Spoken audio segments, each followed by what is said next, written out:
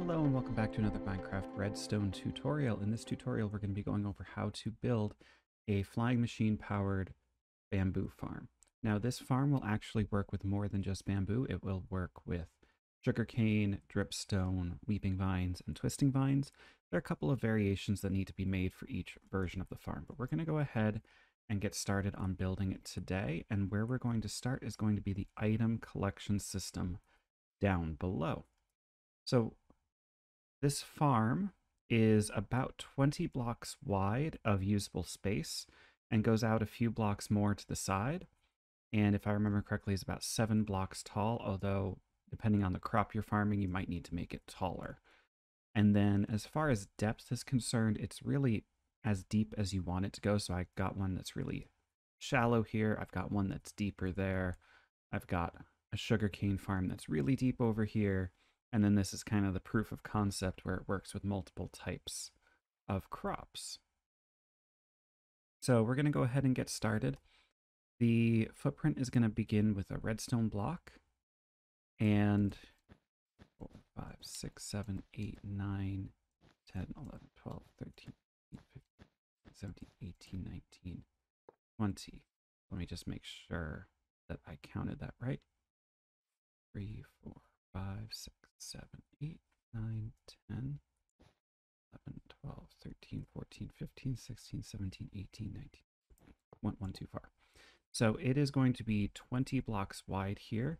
You're going to want to bust out something near the middle for another redstone block. On the one extreme, you're going to need a temporary block.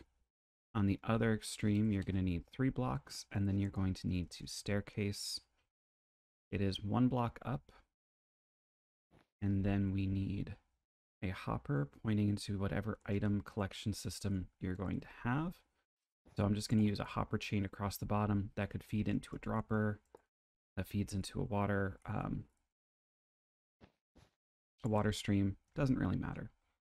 And this is going to be where we're going to stop building, and we're going to start laying down a whole bunch of slices. So there's more that needs to be built, but this is a good stopping point. And now we just need to decide how deep we want the farm to go. So I'm going to build this version. So that's 1 slice, 2, 3, 4, 5, 6, 7, 8, 9, 10, 11, 12, 13, 14, 15, 16, 17, 18, 19, and 20. Doesn't matter. You didn't even need to count it. It can literally be as long as you want it to. You can make it as long as you care to. You can have it fit whatever space you're building it in. It does not matter. I just wanted to do 20 as a way of just kind of indicating how this will look if you build it slightly larger. So then we just need to repeat that first slice. Goodness, I can not control my keyboard today. We just need to repeat this slice all the way down. So I'm going to go ahead and cut here, and I'll get back to you in a sec. Okay, so we are back. I've gone ahead and filled everything in. Next step, we need to build the item collection system with the minecarts. And in order to do this, we're going to set up essentially each one of these slices is going to be independent with a rail that just goes down. The cart will bounce back and come back. You could have this set up where it kind of zigzags all over the place, or you have a couple of tracks that are zigzagging. However, that runs into an issue when you load and unload the chunks. If the minecart is moving at that time, then the minecart may just completely stop moving when you come back. Or even, I'm not sure if they fixed this bug, but in the past there's been a bug where the minecart would actually jump from one track to another. So we're just going to lay out these tracks completely horizontally and completely independent of each other. So we want powered rails going all the way up on top of the hopper, and then we're going to have 2 regular rails up here. These are temporary, just to turn around and make sure that they're not going to connect side to side. And then we just continue with the regular rails. On the redstone block, you're going to put a powered rail. You could make this mostly of powered rails. if not entirely out of powered rails. However, that gets kind of expensive, especially if you're playing survival. So, up to you.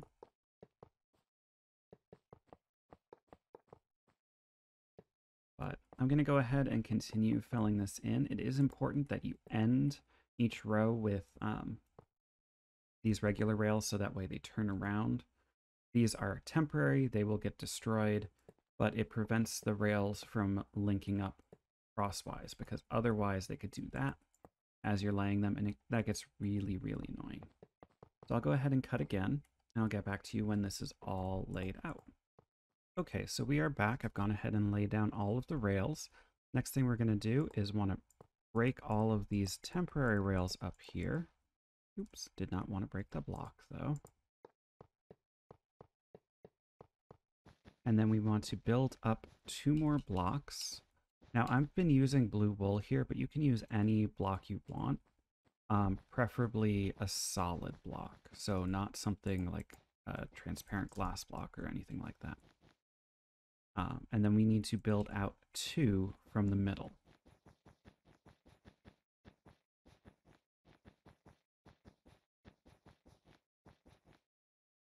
There we go. So it kind of forms a sideways T. On this side, we're going to want to break the temporary block with the rail on it. Or you could just break the rail on top, it really doesn't matter. And then place a block at the end of the rail so that the minecart, when it gets to the end, will bounce back. And apparently I missed a rail here, so we just need to do that. We do need the rails on top of the hoppers to be at diagonals, otherwise the hopper minecart will just get stuck there. So next materials we're going to need are going to be some redstone dust, a torch, a piston. This is just a regular piston right now, a repeater, and then a hopper minecart. And you're going to need one of each of these for every single slice. So we're going to start off with redstone on the back here. Just a straight lineup of redstone. A repeater pointing into that block. And I don't believe we need to put any delay on it. That's correct. We don't need any delay. We then want a redstone torch on the top block above the rails. And then coming off of that pointing down, we want a line of pistons. And we want them to extend down. These pistons are going to be what's holding the minecarts back and preventing them from going anywhere.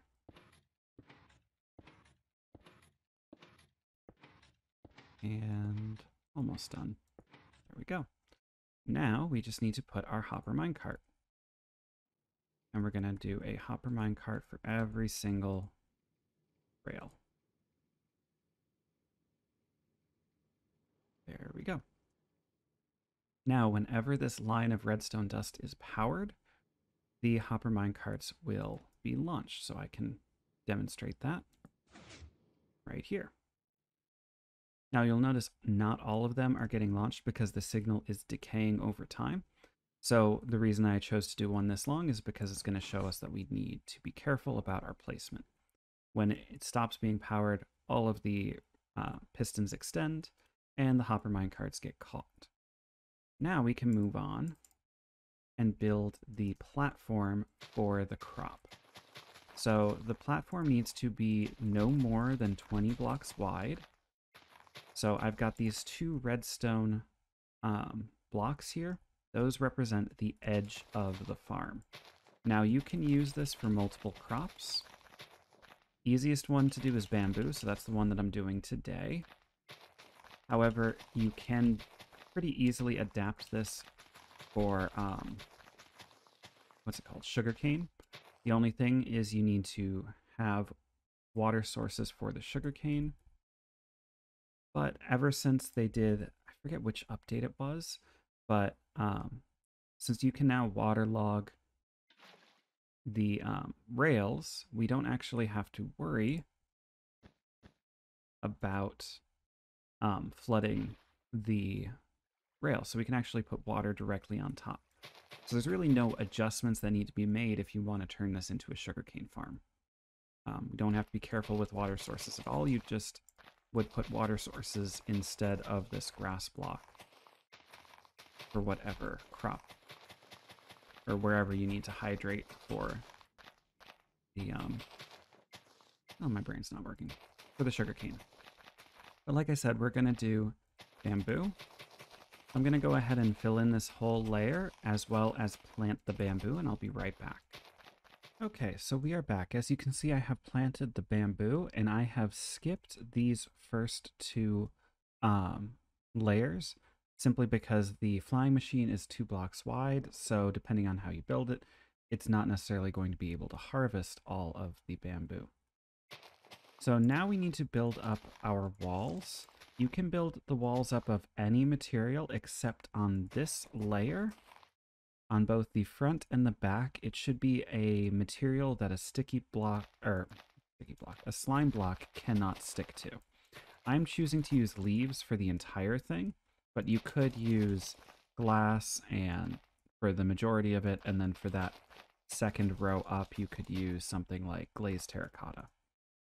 But I'm going to go ahead and fill this in. It does need to be at least 3 blocks tall, although if you're using this for bamboo like I am, I would recommend going significantly taller than that. Otherwise, you're going to end up with some items despawning on the top of your wall.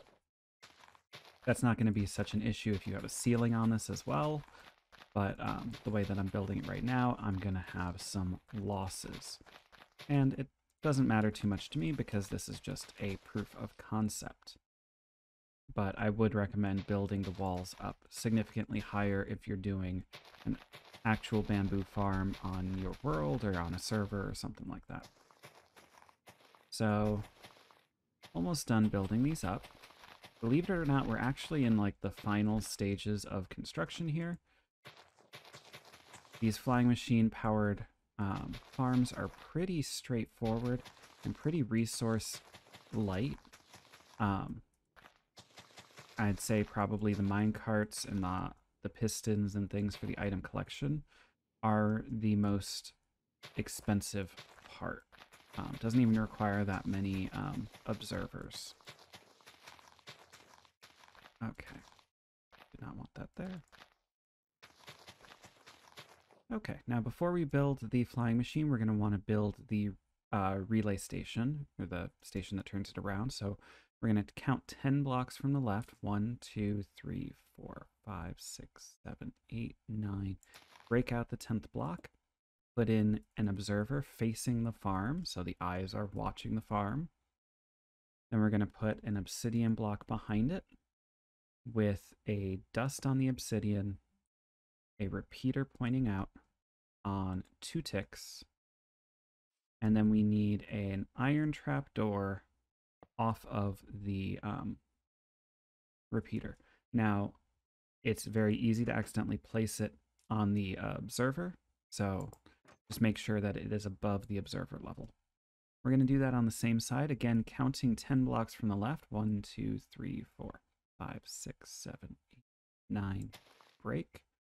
Observer. Obsidian. Redstone.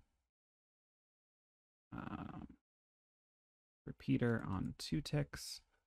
And then an iron trapdoor. Now, if you notice, those two are actually not adjacent to or not on the same row. That's intentional.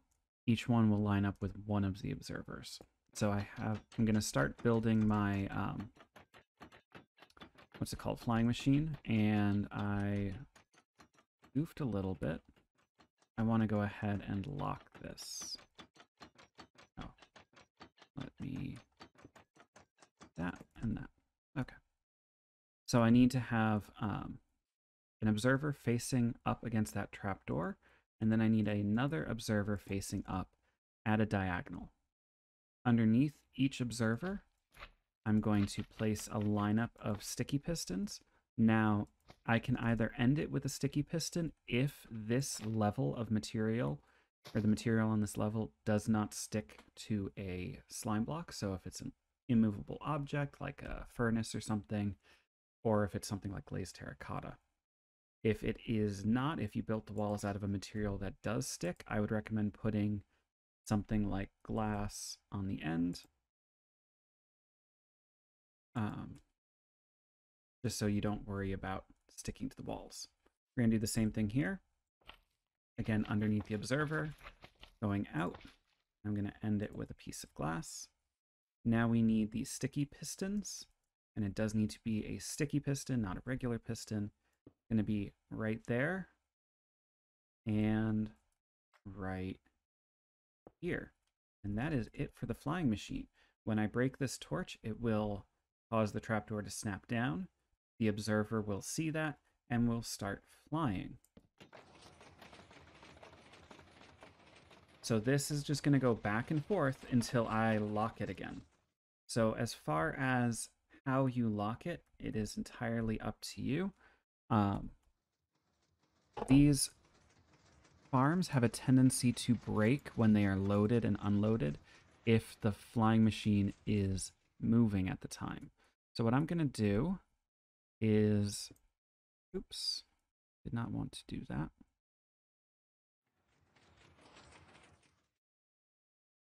And it's probably going to break. Oh, no, did not break. Good. So what I'm going to do is build out a little bit.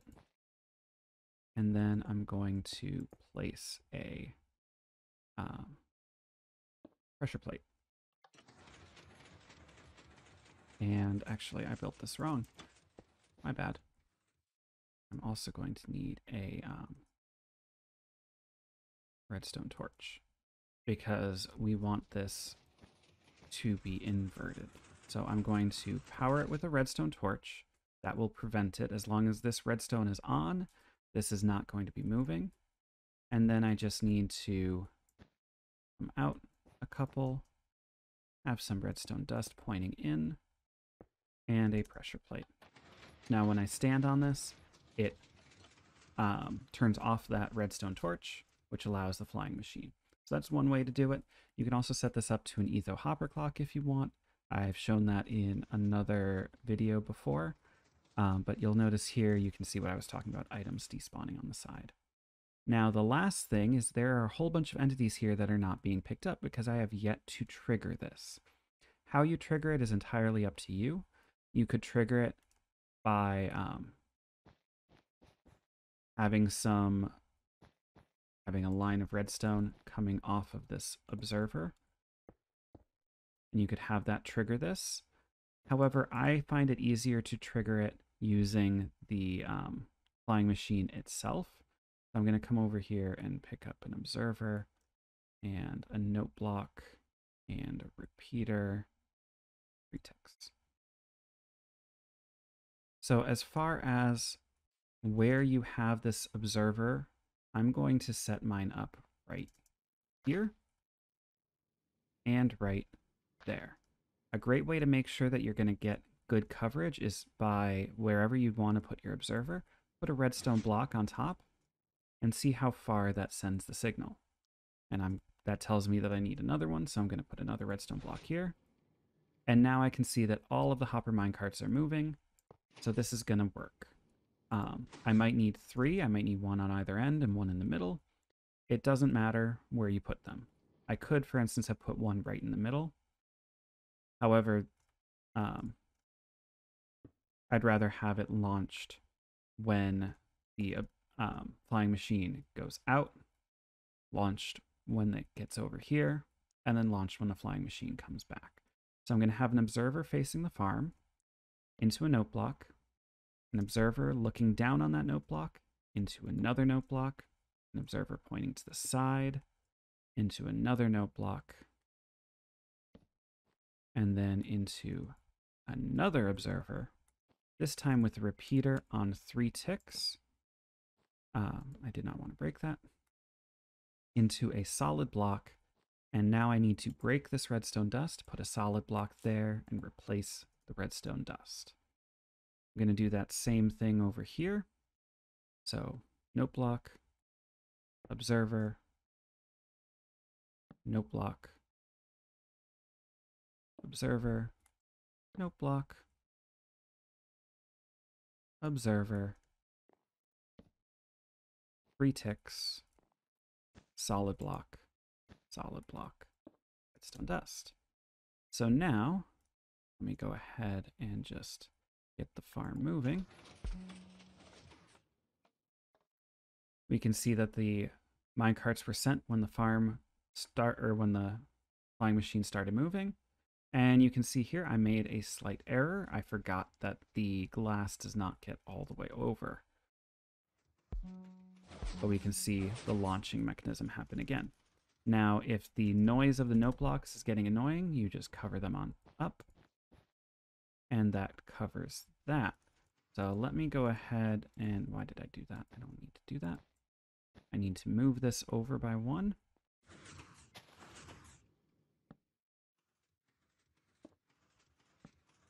Let's do that real quick. You jumped. There we go.